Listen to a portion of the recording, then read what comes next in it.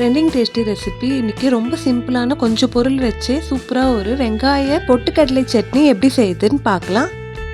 ரொம்ப ருசியான சட்னி கண்டிப்பாக வீட்டில் ட்ரை பண்ணுங்கள். வாங்க எப்படி செய்யுதுன்னு பார்க்கலாம்.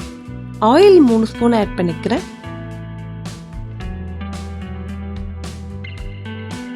காய்ந்த மிளகாய் 5 ஆட் பண்ணிடுறேன். 8 பல் பூண்டு ஆட் பண்ணிடலாம். இதை ஃப்ரை பண்ணிடலாம்.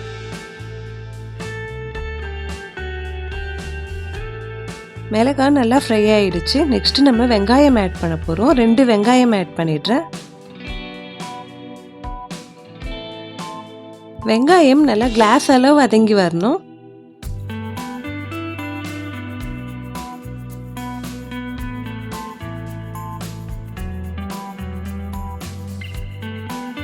வெங்காயம் நல்லா கலர் சேஞ்ச் ஆகி வந்திருக்கு. ஒரு கைப்பிடி அளவுக்கு உடைச்ச கடலை ஆட் பண்ணிடலாம். வெங்காயத்தோட உடைச்ச கடலையும் சேர்த்து நல்லா ஃப்ரை பண்ணிடுறேன்.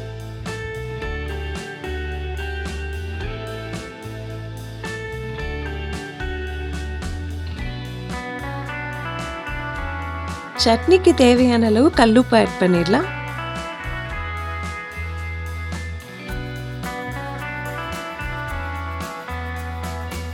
கொஞ்சமா புளி ஆட் பண்ணிடுறேன். இது எல்லாத்தையும் நல்லா வதக்கி விட்டுடலாம்.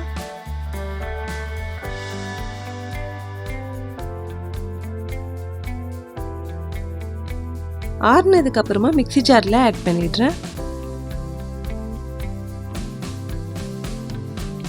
எந்த அளவுக்கு முடியுதோ அரைச்சி எடுத்துக்கிட்டேன். 1 கப் வாட்டர் ஆட் பண்ணிட்டு நல்லா அரைச்சி எடுத்துடலாம்.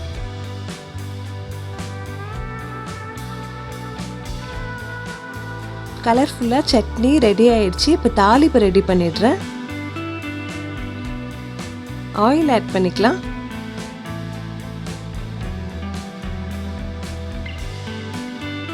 கடுகு 1/2 ஸ்பூன், உளுத்தம்பருப்பு 1 ஸ்பூன். பருப்பை நல்லா ஃப்ரை பண்ணிடலாம். சட்னியில் இந்த பருப்பு சேர்த்து சாப்பிட அவ்வளோ நல்லா இருக்கும். மிஸ் பண்ணாமல் ட்ரை பண்ணி பாருங்கள். இப்போ இது ஃப்ரை ஆகிடுச்சு. நெக்ஸ்ட் கறிவேப்பிலையை ஆட் பண்ணிடுறேன்.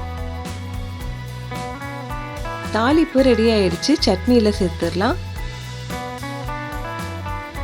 வெங்காய பொட்டுக்கடலை சட்னி ரெடி ஆகிடுச்சு. ரொம்ப டேஸ்டான சட்னி. கண்டிப்பாக வீட்டில் ட்ரை பண்ணிட்டு எப்படி இருக்குன்னு மறக்காமல் கமெண்ட்டில் சொல்லுங்கள். இது மாதிரி ரொம்ப சிம்பிளான வீடியோஸ் பார்க்கறதுக்கு நம்ம சேனலை மறக்காமல் சப்ஸ்கிரைப் பண்ணி வச்சுக்கோங்க ஃப்ரெண்ட்ஸ்.